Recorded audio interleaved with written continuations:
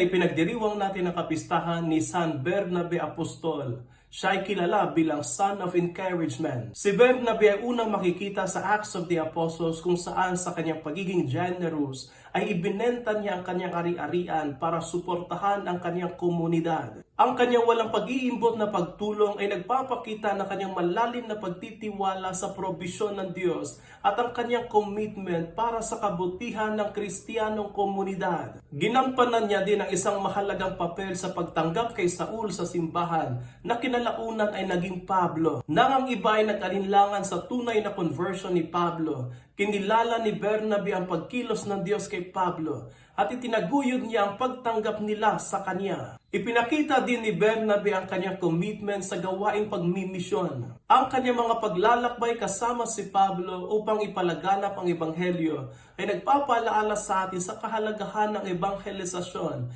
at ang pangangailangang maging aktibo sa ating pananampalataya. Nawang maging inspirasyon natin ngayon si San Bernabe na magbigay courage sa iba, maging generous at higit sa lahat, maging aktibo sa ating pananampalataya.